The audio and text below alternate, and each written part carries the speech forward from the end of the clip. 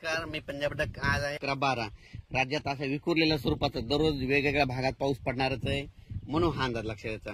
म्हणजे सांगायचं झालं तर पूर्व विदर्भ, पश्चिम विदर्भ, दक्षिण महाराष्ट्र, उत्तर महाराष्ट्र, कोकणपट्टी, खानदेश दररोज वेगवेगळ्या भागामध्ये पाऊस पडत जाईल, म्हणून हे प्राथमिक स्वरूपात अंदाज घ्यायचा आहे. उत्तर महाराष्ट्रामध्ये नंदुरबार जिल्हा, धुळे जिल्हा, जळगाव जिल्हा, नाशिक, येवला, निफाड, त्याच्यानंतर संगमनेरचे काय आले, श्रीरामपूर, त्याच्यानंतर कोपरगाव, त्या भागातले बरेच फोन आले की आमच्या भागामध्ये पाऊसच नाही, तुमच्या तिकडे पडतो, फक्त पिकांना पाहिजे तसाच पडतोय. तर मग पाऊस कधी येईल?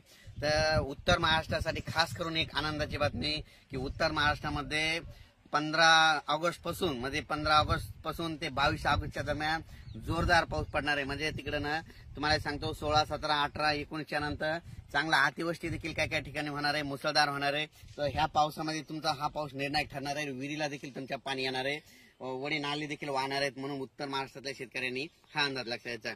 त्याच्यानंतर परत सांगू इच्छितो की मुंबई, पुणे, नाशिक, संगमनेर, इगतपुरी या कोकणपट्टीच्या भागातल्या सर्व शेतकऱ्यांना सांगू इच्छितो की तुम्ही काय करा, म्हणजे तुमच्याकडे म्हणजे 17 ते 22च्या दरम्यान, म्हणजे 17 ऑगस्ट पासून 22च्या दरम्यान मुंबई असो, पुणे असो, त्याच्यानंतर नाशिक, इगतपुरी या भागामध्ये अतिमुसळधार पाऊस पडणार आहे, म्हणून हे अंदाज लक्षात घ्या.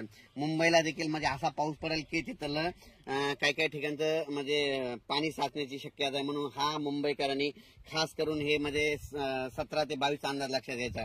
त्याच्यानंतर पुण्याकडे खूप पाऊस पडत असल्यामुळे तिथलं परत त्या नद्याला पाणी येणार, परत तळ्यांचं पाणी सोडावं लागणार, त्याच्यामुळे परत पूर परिस्थितीमध्ये सांगली, कोल्हापूरकडे तिकडे परत पूर परिस्थितीला सामोरं जावं लागणार, म्हणून तिकडे देखील नद्याला पाण्याला पूर येणार आहे, म्हणून हे अंदाज सांगली, सातारा, कोल्हापूर या शेतकऱ्यांनी लक्षात घ्यायचं.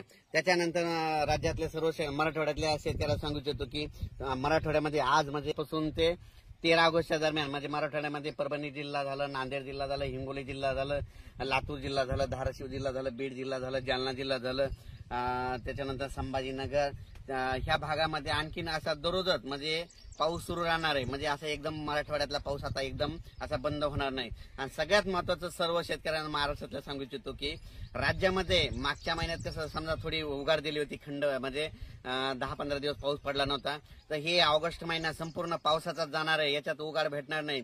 म्हणून शेतकऱ्यांनी काय करायचं, जशी वेळ भेटत तर काय होणार आहे की दुपारी सकाळी 9